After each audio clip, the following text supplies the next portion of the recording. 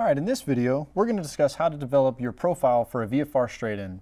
So the scenario is, let's say we've done a couple touch and goes on regular close patterns and we want to break out and report a 5-mile straight-in to this runway. So you're going to break out normally.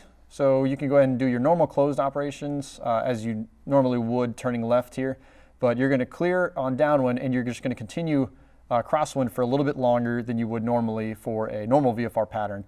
Essentially, you want about, give or take, 3 miles between the runway and your outside downwind, so just double the space you would for a normal VFR pattern.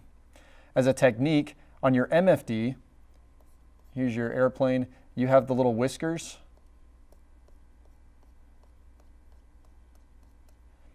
Those whiskers are about 3 nautical miles. So if you put those whiskers on your runway on your MFD, you should be safe. You should have enough spacing for your straight-in. On outside downwind, you're going to accelerate to 200 knots and get your brief in. Shouldn't be too complicated. Crew, we're going to do a 5 nautical mile straight-in. Bug speed is 116 via 30 flap. Any questions? Nope, no questions, and you're just going to continue to fly. Now, the easiest way to do this is just to think about how I would normally fly an ILS to this runway. The FAF is usually about 5 nautical miles from the runway, and that is where I want to start my descent point. So on the outside downwind, I'm 1500 AGL, and for a normal 3-degree glide slope, for every mile, I want to lose about 300 feet, and that'll give me my 3-degree glide slope to the runway. But there's a few things we need to do before arriving to our descent point. So prior to approaching a FAF on an instrument approach, what do you need to do? Well, I got to get my briefing done, which we've done, and I've got to configure. Normally on an instrument approach, where do we configure? About 3 miles from our FAF or our descent point. So in this case, if we're reporting a 5 nautical mile straight-in, how about once we turn base, let's go ahead and slow and start configuring. This should be plenty of time for you to slow to V approach plus 10 in the turn, and then slow to V approach for final. And at that point, you're just cross-checking your DME and your altitude to ensure that you're on a 3-degree glide slope.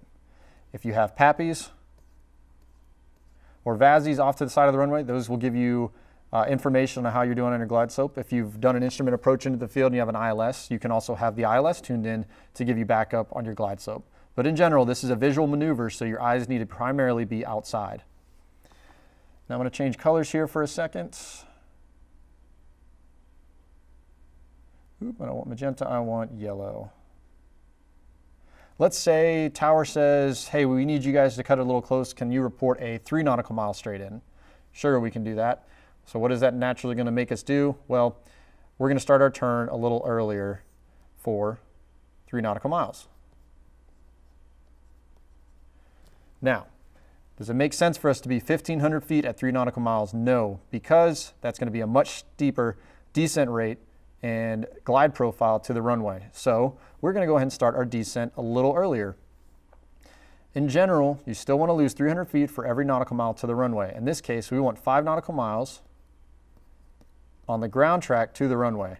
So this little portion here is 2 nautical miles, and then we'll have 3 miles left to the runway. So now all this is making us do is backing up our profile. Our brief is still the same, shouldn't be too complicated. However, I may want to start configuring a little earlier. So if I have 2 miles here before I want to start my descent, that gives me about a mile on my base turn. So maybe I start configuring while I'm on outside downwind.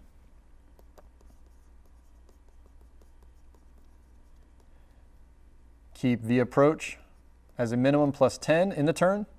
And now I'm just waiting for approximately 2 miles from my 3 nautical mile point to start my descent. So at 5 miles ground track,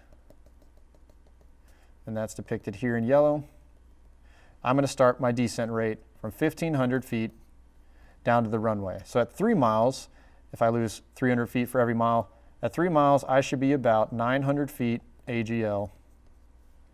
And then for every mile after that, I should lose 300 feet to where I get to the runway at my point of intended landing.